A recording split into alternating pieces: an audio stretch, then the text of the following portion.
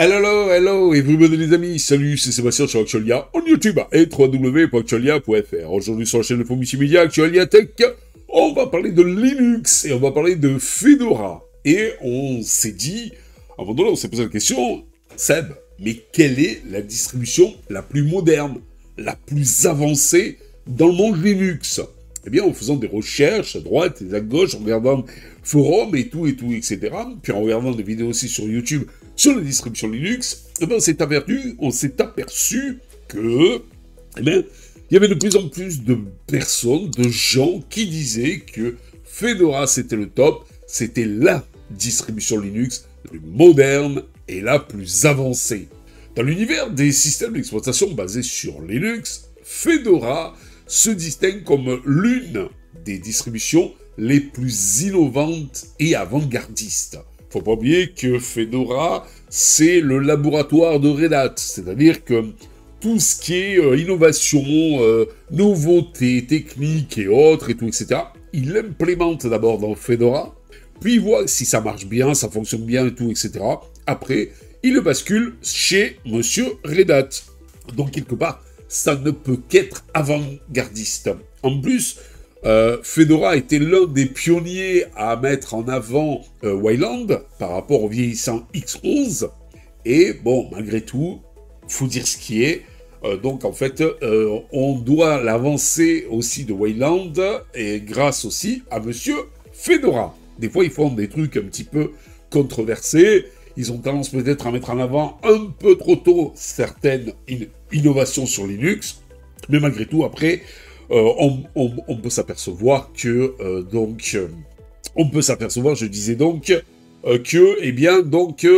les autres suivent. Voilà. Donc, développé par la communauté et sponsorisé par Red Hat, Fedora est reconnu pour son engagement en faveur des nouvelles technologies. Alors ça va bien sûr de la sécurité à la liberté logicielle. Mais qu'est-ce qui en fait la distribution la plus moderne et la plus avancée? Bon, on va essayer de répondre à cette question, n'est-ce pas? Une distribution à la pointe de l'innovation. L'une des caractéristiques les plus notables de Fedora est sa rapidité d'adoption des nouvelles technologies. Contrairement à d'autres distributions qui privilégient plutôt la stabilité par rapport à l'innovation, Fedora intègre rapidement les dernières avancées du noyau Linux. Par exemple, quand vous voyez que M. Ubuntu, tous les 6 mois, il met à jour donc, son noyau Linux, Fedora, lui, c'est constamment. C'est-à-dire que tous les 6 mois, il a une avancée majeure des logiciels et donc en fait du DE, mais durant les 6 mois, il y a quand même de l'évolution et des mises à jour, et il y a quand même aussi un noyau qui bouge, contrairement par exemple à M. Ubuntu.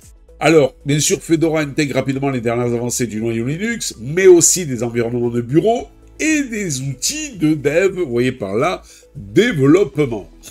Dernière version du noyau Linux, Fedora est souvent parmi les premières distributions à adopter les nouvelles versions du noyau, garantissant ainsi un meilleur support matériel et des performances accrues. Bon, de ce côté-là, Monsieur Arch Linux est pas mal aussi. Wayland, par défaut. Fedora, comme je vous avais dit, a été l'un des pionniers à adopter Wayland contre le vieillissant X11, et Fedora, donc, est l'une des premières distributions à adopter Wayland comme serveur d'affichage par défaut pour une meilleure sécurité et un meilleur rendu graphique encore plus fluide. Pour ce qui est du support des dernières technologies, des outils comme Papwire pour la gestion audio, BTRFS comme système de fichiers par défaut, Flatpak pour les applications containerisées sont intégrés avant de devenir des standards ailleurs. Un engagement fort envers les développeurs et les pros, voyez par là, professionnels. Fedora est particulièrement adapté, apprécié des développeurs et des administrateurs système, grâce à sa large gamme d'outils à jour et son support de nombreuses technologies modernes. Fedora Workstation, c'est l'édition phare pour les développeurs et les créateurs de contenu, avec un environnement de bureau GNOME optimisé et un accès immédiat au langage de programmation les plus récents, tels que Python, Rust, Go, etc. Sachant que le gros avantage aussi de M. Fedora, c'est que GNOME n'est pas, n'est pas quelque chose de customisé et tout, etc., comme le fait Ubuntu. C'est le GNOME pur et dur, et donc ça fait quand même relativement plaisir. Fedora Server, une version taillée pour l'hébergement et les services cloud, compatible avec les conteneurs, les dernières versions d'OpenSSL, SE Linux et d'autres outils de sécurité.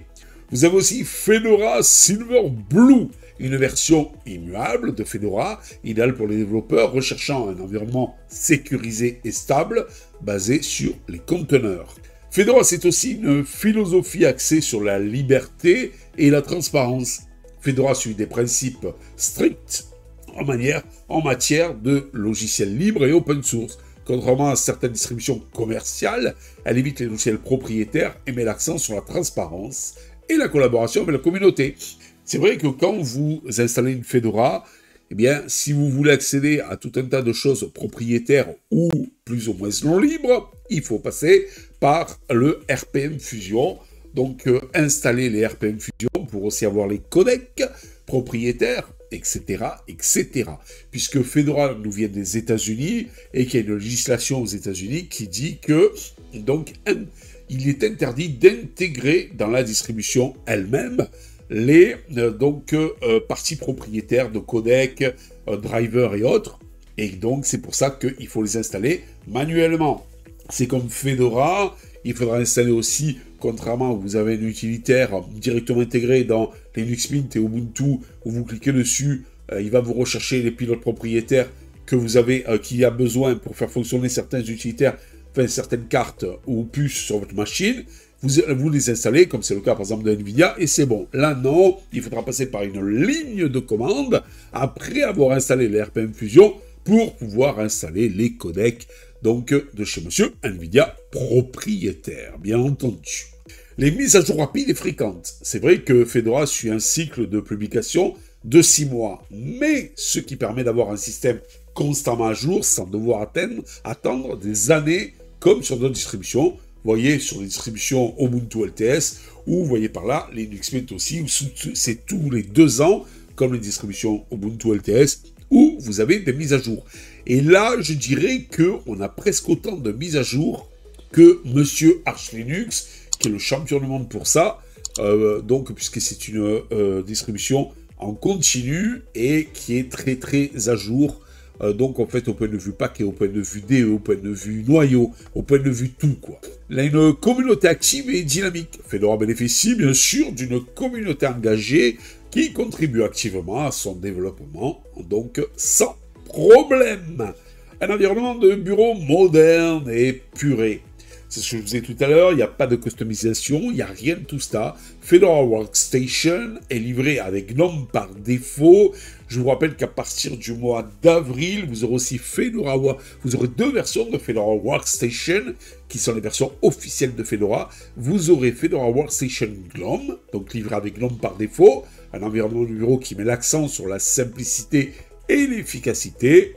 Et avec chaque nouvelle version de GNOME, vous bénéficierez d'améliorations majeures qui arrivent d'abord sur Fedora avant d'être intégrées sur d'autres distributions. Mais à partir du mois d'avril, vous aurez une autre Fedora Workstation qui sera la version KDE, qui après maintes discussions auprès de chez Monsieur Fedora, eh bien, ils ont décidé que maintenant il y aurait GNOME et KDE en version Workstation.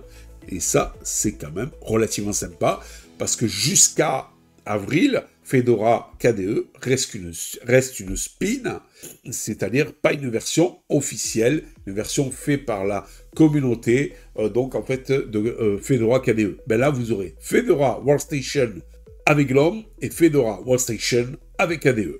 Alors, en ce qui concerne pour le moment la seule Fedora Workstation officielle qui est la GNOME, ben, GNOME, c'est quoi? C'est un design minimaliste et efficace. GNOME offre une expérience utilisateur fluide et cohérente, optimisée pour le travail multitâche et les écrans de haute résolution. Vous le savez, j'adore GNOME, c'est le DE que j'utilise par défaut sur ma distribution Fedora. Une meilleure intégration avec les applications modernes, grâce à Flatpak et au GNOME Software Center, voyez par la logiciel in French en français, il est facile d'installer et de gérer les applications de manière sécurisée. Je vous conseille malgré tout d'installer le paquet DNF Dragora, où il y a plus de choses, vous accédez à plus de librairies par exemple et autres que vous ne trouverez pas chez Monsieur Logiciel ou GNOME Software Center. Sachant que GNOME Software Center, si vous installez les Flatpak, eh bien, sachez que vous avez directement la gestion des Flatpak directement dans GNOME Software Center. Même les snaps, si le cœur vous en dit. C'est dire. Pour conclure, Fedora s'impose comme la distribution Linux la plus moderne, la plus avancée, grâce à son adoption rapide des nouvelles technologies, son engagement envers les développeurs, sa philosophie du libre. Par exemple, dans GNOME Center, vous pouvez même dire « Je ne veux que la liste des logiciels libres ». Voilà. Et vous aurez que la liste des logiciels libres et open source et pas ceux propriétaires. Voilà. C'est dire. Donc, que vous soyez un utilisateur expérimenté, un développeur ou un professionnel de l'informatique, Fedora offre un système d'exploitation fiable, sécurisé et tourné vers l'avenir. Le système moderne. Vous cherchez une distribution qui vous donne accès aux dernières innovations techniques, tout en garantissant une expérience utilisateur fluide et sécurisée. Eh bien, Fedora est votre ami. Fedora est sans aucun doute le meilleur choix. Voilà. Il y a de plus en plus d'ailleurs de logiciels, avec la montée d'Ubuntu, qui ne sortait que du Deb. Maintenant, il y a de plus en plus de logiciels qui sortent en version Deb, en version aussi RPM pour Monsieur Fedora, voire même en version Flatpak. Vous prenez par exemple mon navigateur chouchou, qui est voilà, j'ai un trou, Google Chrome, voilà, et bien Google Chrome, il est disponible en Flatpak, il est disponible en RPM pour Fedora et OpenSUSE, et il est disponible aussi en Deb pour tout ce qui est Debian, Ubuntu, Linux Mint et dérivés. Voilà, vous savez tout. Je vous dis ciao pour la prochaine vidéo. N'oubliez pas le pouce en l'air, n'oubliez pas de vous abonner. Tout ça pourquoi? Pour nous encourager dans cette belle aventure multimédia. Et juste avant que vous partiez les amis, j'aimerais savoir si les nouveaux podcasts que vous avez sur Actualia Tech vous plaisent, ce nouveau format un petit peu, où vous avez plusieurs personnes qui discutent entre elles sur un sujet donné.